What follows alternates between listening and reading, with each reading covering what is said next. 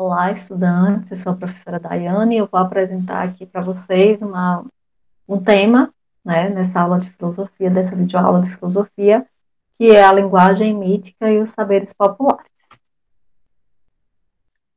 Então, aqui, para começar a pensar nessa questão da linguagem mítica e dos saberes populares, eu convido para que vocês observem essa imagem que aparece aí na tela, essa figura 1, e nela nós podemos observar, né, que existem várias pessoas ali estabelecendo algum tipo de comunicação, né? Algumas conversando entre si, outras parecem utilizar recursos tecnológicos, né, para estabelecer algum tipo de comunicação.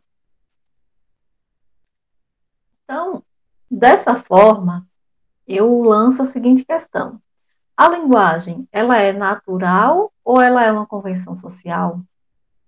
E aí nós temos aqui esses pontos para refletir. Então, enquanto capacidade de expressão dos seres humanos, ela é natural. Ou seja, todos os seres humanos nascem com essa capacidade, né, inata de, de desenvolver a sua linguagem. Então, naturalmente, nós somos capazes de falar, de nos expressar. No entanto, as línguas, né, os idiomas, eles são convencionais. Ou seja, eles surgem das condições históricas, geográficas, econômicas e políticas. São, portanto, culturais. Ou seja, são adquiridos por nós a depender da cultura em que nós estamos inseridos. Então, a língua, ela vai ser diferente a depender do lugar onde você nasce ou onde você vive. É algo que resulta necessariamente da cultura. E a linguagem, ela nasceu da necessidade de comunicação. Então, à medida que os seres humanos foram se tornando mais desenvolvidos do ponto de vista cognitivo, a necessidade de se expressar através da linguagem, ela foi se desenvolvendo também e dando origem, né, a formas cada vez mais elaboradas de comunicação e de linguagem.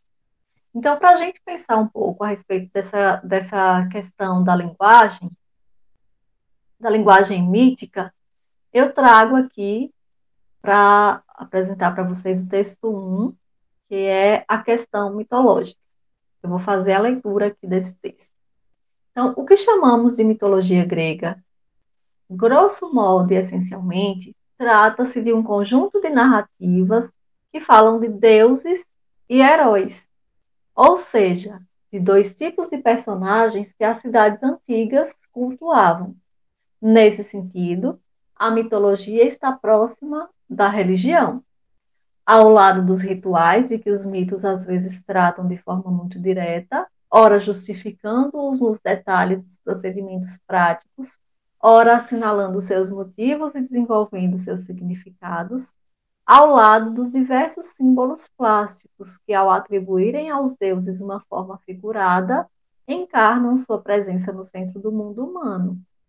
Então, aqui nós podemos perceber, né, como que a questão do que nós chamamos de mitologia grega está diretamente relacionado a questões do que nós consideramos como a própria religiosidade dos gregos, né? Então, essa mitologia, ela trata de deuses e heróis.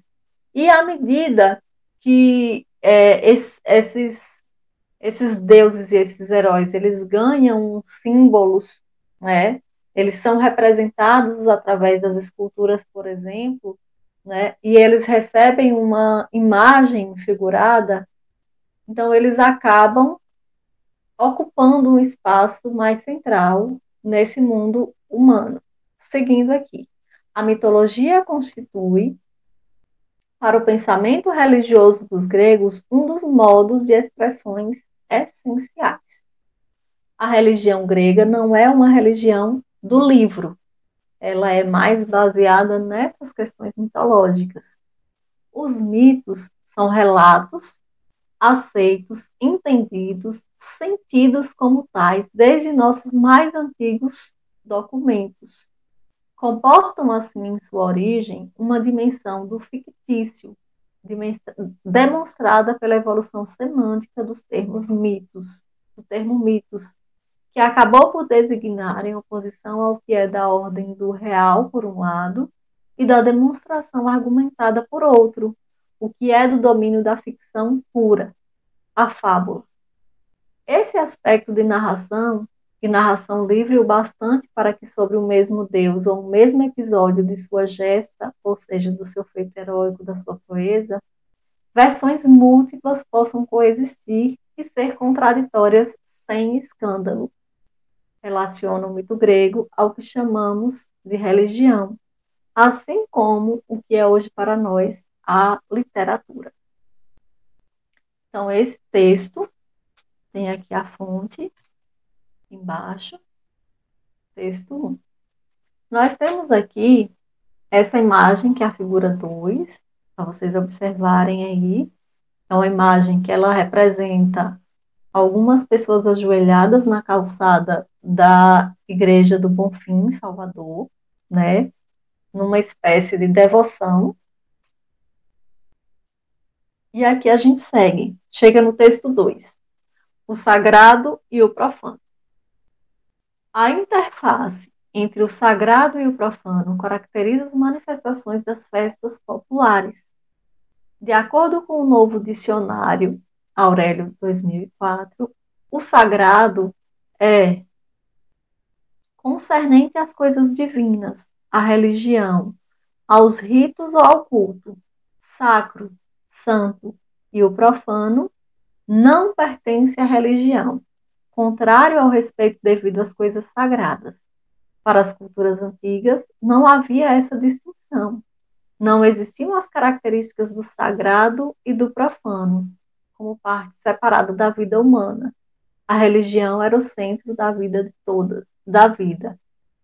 E de todas as demais coisas eram naturalmente relacionadas a ela. O plantio da terra, a procriação, o nascimento, a morte, a festa e a celebração eram expressões religiosas. A dança sempre foi um meio de culto entre os povos indígenas. Nas religiões africanas, no Antigo Egito e em inúmeras culturas, em inúmeros cultos ancestrais, a dança e a música de tambores eram parte indispensável. Da mesma forma, as religiões contemporâneas ocidentais também sempre se valeram de músicas e cânticos para render os seus louvores, chorar seus mortos e realizar seus agradecimentos. O sagrado e o profano são partes indissociáveis do humano, e nada expressa melhor sua natureza que esses dois aspectos maiores, arte e religião.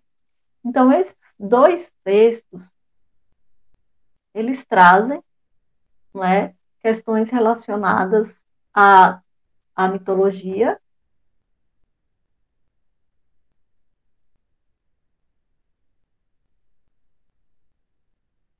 a mitologia grega, né, então, expressão dessa linguagem mítica, e traz como pano de fundo esse sagrado e esse profano que estão entrelaçados, interligados e que tanto caracterizam os saberes populares, ou seja, aqueles saberes que foram estabelecidos, né, que são estabelecidos pelas culturas populares.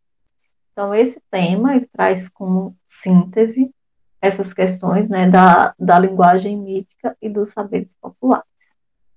Por hoje é só isso. Tchau.